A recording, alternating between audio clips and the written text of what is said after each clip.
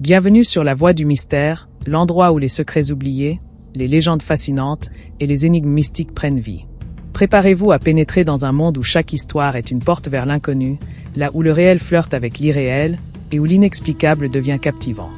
Accrochez-vous, car ce que vous allez entendre pourrait bien bouleverser tout ce que vous pensiez savoir. Êtes-vous prêt à explorer l'invisible? Alors, laissez la Voie du Mystère vous guider dans un voyage unique au cœur des ombres et des secrets cachés.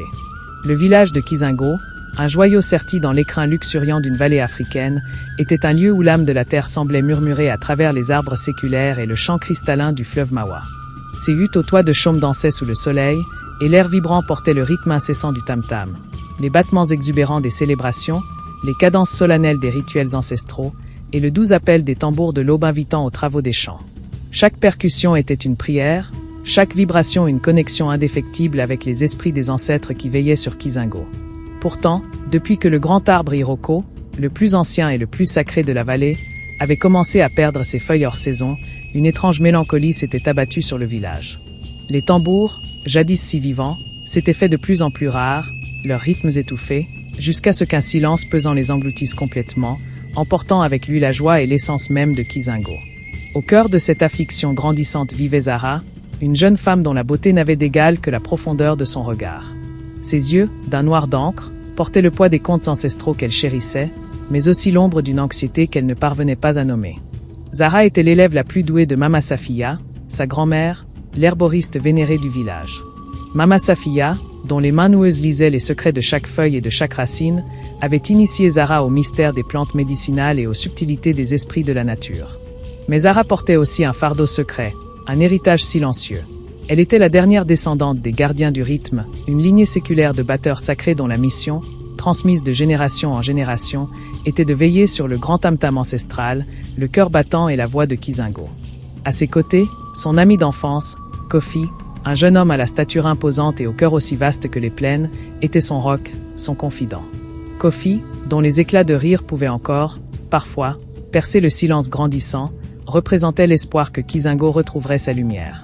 La malédiction du silence s'était insinuée insidieusement. Au début, ce furent de petites calamités, des pluies tardives, des maladies infantiles qui, auparavant anodines, s'étiraient en fièvre tenace.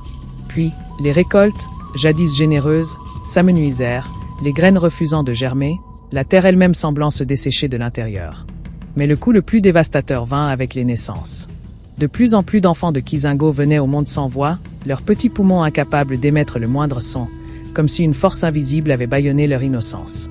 Le désespoir s'ancrait, lourd comme un rocher. Les anciens, leurs fronts ridés par les soucis, se réunissaient sous le grand fromager sacré, leur hutte des palabres, leurs voix basses, évoquant des prophéties oubliées, des châtiments ancestraux. Le grand tam-tam ancestral, qui trônait au centre de la hutte sacrée, était désormais un vestige silencieux, sa peau de bête tendue et parfaite en apparence, mais dénuée de toute résonance. Une nuit, alors que la lune, pleine et lumineuse, projetait des ombres dansantes sur le village endormi, Mama Safiya, dont le corps frêle luttait contre une maladie qui la rongeait lentement, fit appeler Zara. Les yeux de la vieille femme, voilés par la faiblesse et la fièvre, brillaient d'une urgence à peine contenue. « Ma petite Zara » murmura-t-elle, sa voix à peine audible, « le silence qui nous étrangle n'est pas une punition aveugle, mais un appel. Les ancêtres ne sont pas en colère contre nous, leurs descendants, mais contre ce qui a été trahi, ce qui a été volé à Kizingo. Le grand tam-tam a été profané, son âme déchirée. » Mama Safiya révéla alors un secret ancestral, un fardeau que sa lignée avait porté seule. Il y a 3 générations, lors d'une période de prospérité inégalée, une querelle fratricide avait éclaté entre 2 clans majeurs de Kizingo, les Nyota, les étoiles, réputés pour leur sagesse agricole, et les Simba, les lions, célèbres pour leur courage et leur talent de chasseurs. L'enjeu, le contrôle des terres les plus fertiles le long du Mawa. Au paroxysme de la dispute, lors d'une cérémonie de réconciliation ratée, l'ancien grand tam-tam, symbole de l'unité inébranlable de Kizingo, avait été brisé. Dans un geste de désespoir teinté d'orgueil, le chef d'alors, voulant cacher l'affront et la désunion, avait ordonné de le réparer non pas avec la peau d'un animal pur, mais avec celle d'un serpent constricteur, un animal sacré mais qui, dans le contexte d'une querelle, symbolisait la discorde, l'étouffement. Depuis ce jour, la force vitale du village s'était lentement éteinte, ses habitants ignorant la véritable cause de leur déclin. Le silence des tambours n'était que le symptôme extérieur d'une âme collective profondément blessée et ignorée. Pour rompre cette malédiction, continua Mama Safiya, sa voix retrouvant une force inattendue. Tu dois te rendre au-delà des terres oubliées, là où les esprits du fleuve Mawa dansent dans les cascades secrètes. Tu dois trouver l'arbre pleureur, un baobab millénaire dont l'écorce est imprégnée de l'essence des larmes ancestrales et de la vérité. De son écorce sacrée, tu devras fabriquer une nouvelle peau pour le tam-tam ancestral. Mais attention, Zara, le chemin est semé d'épreuves, gardé par les illusions de la peur et les spectres de la rancune.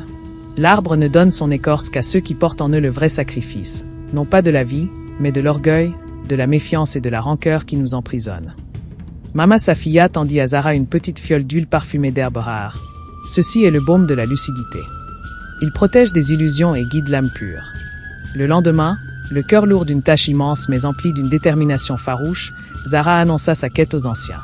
Leurs visages étaient des paysages de doute et d'espoir. Kofi, son loyal ami, ne pouvait concevoir de la laisser partir seule. « Ton fardeau est le mien, Zara, dit-il avec une simplicité désarmante. Si Kizingo doit retrouver sa voix et sa joie, nous les trouverons ensemble. Mes muscles te protégeront, et mon esprit te soutiendra. » Le voyage à travers les terres oubliées fut une épreuve à chaque pas. Des ombres mouvantes semblaient les suivre, des murmures plaintifs flottaient dans le vent, porteurs de doute. La faune, jadis accueillante, semblait les observer avec une curiosité sinistre.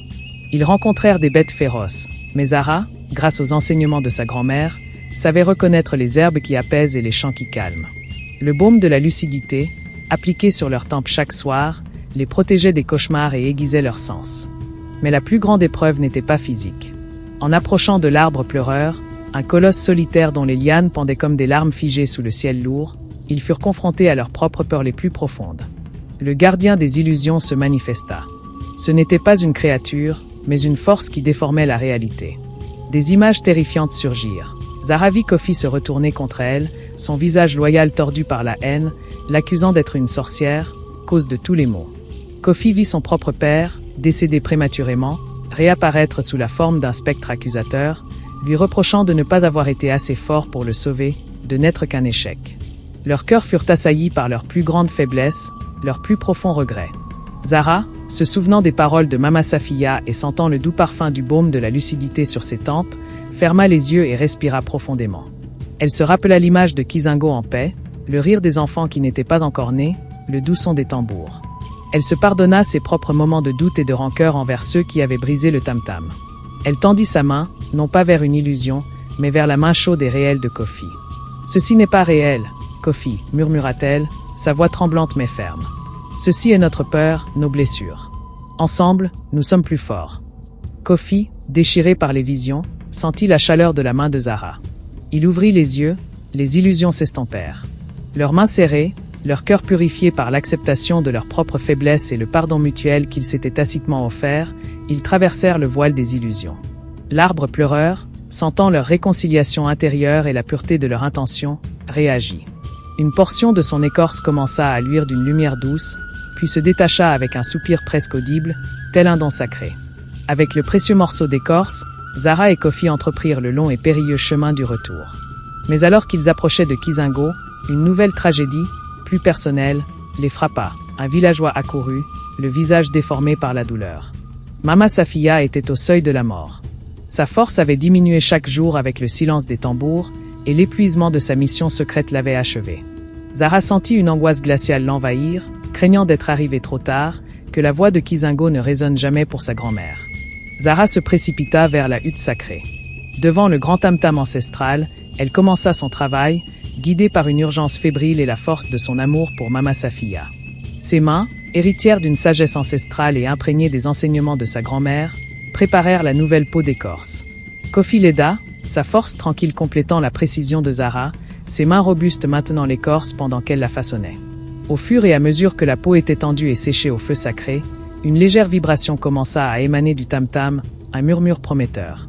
Quand la nouvelle peau fut parfaitement fixée, tendue à la perfection, Zara prit les batteurs sacrés.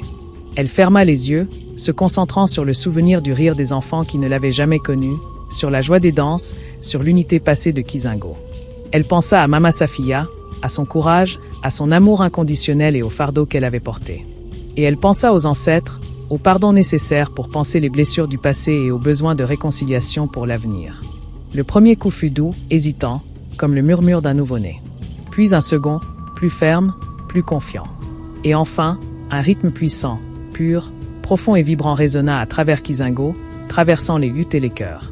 Le son du grand tam-tam ancestral était de retour. Ce fut comme si le village tout entier retenait son souffle pendant un instant infini, puis l'expirait dans une explosion de soulagement, de larmes et de joie. Les tambours des autres musiciens, comme réveillés d'un long sommeil, reprirent un à un, se mêlant au rythme sacré, recréant l'harmonie perdue. La musique, jadis silencieuse, inonda Kizingo. Au moment même où le tam-tam reprit vie, Mama Safiya, allongée sur son lit de peau dans sa hutte, ouvrit les yeux. Un sourire serein, de pure satisfaction, se dessina sur ses lèvres fatiguées. Elle avait entendu le chant de Kizingo renaître, son âme pouvait enfin partir en paix. Avec le retour du rythme, la vie revint en force. Les maladies s'estompèrent, les récoltes repoussèrent avec une vigueur inattendue. Et les enfants, même ceux nés dans le silence, commencèrent à émettre des sons, puis des gazouillis, puis des mots. Les larmes de joie se mêlèrent aux chants de gratitude. La voix de Kizingo était retrouvée, plus belle et plus forte que jamais, car elle portait désormais l'écho de la rédemption. Zara, désormais reconnue comme la nouvelle gardienne du rythme, comprit la leçon profonde de cette épreuve. Le silence n'était pas une punition divine, mais un miroir tendu par les ancêtres pour révéler les fissures cachées et non pensées dans l'âme du village. La vraie force de Kizingo ne résidait pas dans les tambours eux-mêmes, mais dans la capacité de ses habitants à reconnaître leurs erreurs, à pardonner et à se réconcilier. Le sacrifice n'était pas de donner quelque chose de matériel, mais de lâcher prise sur la rancune et la division. L'écho du tam-tam silencieux avait rappelé à Kizingo que l'harmonie naît du pardon et que la plus belle musique est celle d'un cœur uni. Le village, ayant retrouvé sa voix, n'oublierait jamais le prix du silence, ni la puissance transformative de la rédemption. Et sous les étoiles scintillantes, le rythme du grand tam-tam ancestral résonnait désormais, un hymne éternel à l'unité retrouvée et à la sagesse des ancêtres. Merci d'avoir exploré ce mystère jusqu'à la fin avec la voix du mystère. Si cette histoire vous a captivé, abonnez-vous dès maintenant pour ne manquer aucune nouvelle aventure dans l'univers de l'inconnu. Activez la cloche pour recevoir toutes nos prochaines vidéos, et surtout, partagez cette découverte avec vos proches, ceux qui aiment plonger au cœur des secrets et des énigmes inexpliquées.